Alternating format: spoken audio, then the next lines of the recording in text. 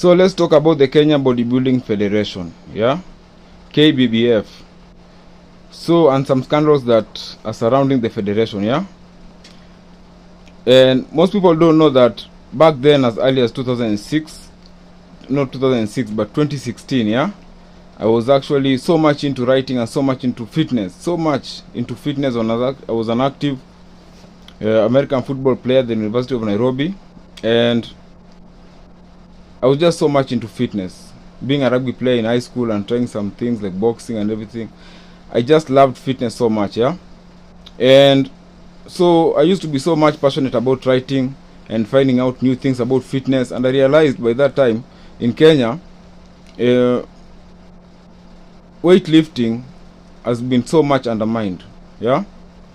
Bodybuilders or people who lift weights or go to the gym are viewed as, you know, less of functional, able men, you know, in some way, either broke or sexually. But so, you know, it's a myth that makes weak men and jealous females feel comfortable so that they can be able to fit in, but it's all in their head.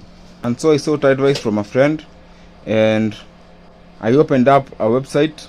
It was not fully paid for because I didn't really understand how to run it, but I started going out into gyms and also on Facebook, social media, and calling out other Kenyan bodybuilders and doing some interviews on them. And I really spoke to a lot of bodybuilders because most of them said that the sport was actually filled with controversy, right, left, and center. The first interview I ever did was with Zablon Osiemo, the late Zablon Osiemo, and he was a Kenyan bodybuilder, died in an accident, and he was very good, yeah, in the sport. And Zablon opened up about a lot of things, which were, you know, allegations of people being allowed to compete, people on gear, compete with the natural people in natural weight class, people cheating on their weight class, you know, the weight categories, a lot of corruption, a lot of bias, and just like most of the bodybuilders opened up to me, most of them complained about something that's called the gay mafia, yeah? Yes, the gay. At the time, KBBF was being run by or led by someone called Chris Omedo and his team. Chris was a former Kenyan bodybuilder, and people thought maybe he would, you know, he would do the right thing. And it happens they were running the organization, the Kenya Bodybuilding Federation, illegally, yeah, not paying taxes, not doing it. That's why there was a lot of so many moralities and illegalities and corruption, yeah, in the federation. So how does this gay mafia work, yeah? So it's alleged that this gay mafia works in a very simple way. They show up as sponsors, you know, and when they show up as sponsors, they invest in athletes, which requires a lot of money for prep for the game, bulking season and cutting season. And after competing, they don't care if you win the prize or you don't, yeah? What they want is sexual favors, yeah? That's all they want. If you don't oblige, then it's like a loan. It's alleged that Chris Omedo will collaborate with some corrupt police officers, yeah? And, you know, they will threaten you, pressure you, until maybe some people fell victim and some people had to pay back, to get money from somewhere else and pay back, yeah? If it wasn't for people like Ion Shafi, here is a picture of Ion Shafi and Chris Omedo.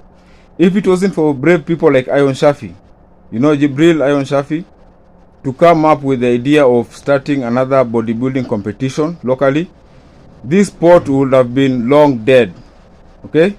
So Iron Fit brought a lot of openness, and people loved it, and there were good judges and good sponsors. And even right now there's a movement with an hashtag Revive KBBF, yeah? You should check that out.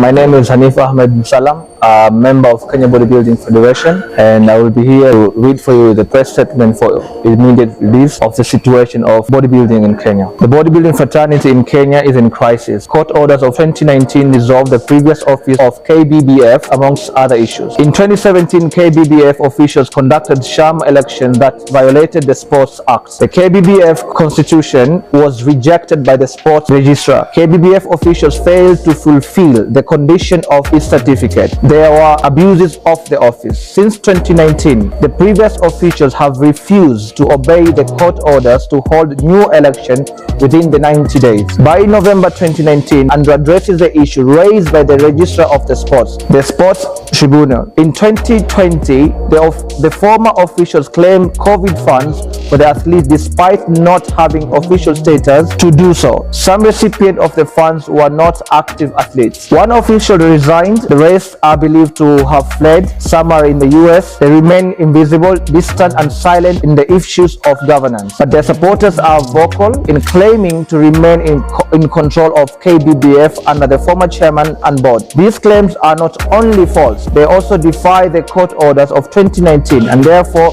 breaks the law. This situation has caused confusion. For 7 years, there has been no official governance, representation, or support. Kenya bodybuilders struggle with a lack of sponsorship, organization, and unfair selection process for international competition. The former chairman has been seen. He is believed to be out of Kenya, and he has not responded to calls to release the account nor address the people he claimed to preside over. His supporters have made many false and threatening allegations. Lawyers claiming to act in his name have issued letters to silence the people from sharing the truth, threatening and filing legal action unless they apologize and accept dissolved chairman as incumbent. Despite numerous letters and appeal to the relevant authorities, our concern has been ignored, frustrated, and advanced very slowly with all manners of excuses. It's now clear that formal letters alone are not enough, and we must take direct action. We are calling on the Cabinet Secretary for the Sports, Mr. Mvurya, to urgently address this matter and ensure the establishment of properly structured federation. Such a federation is essential to 1. Provide legitimate leadership and governance for the sport. Ensure fair, transparent selection of athletes for international competition. Secure sponsorship and funding to support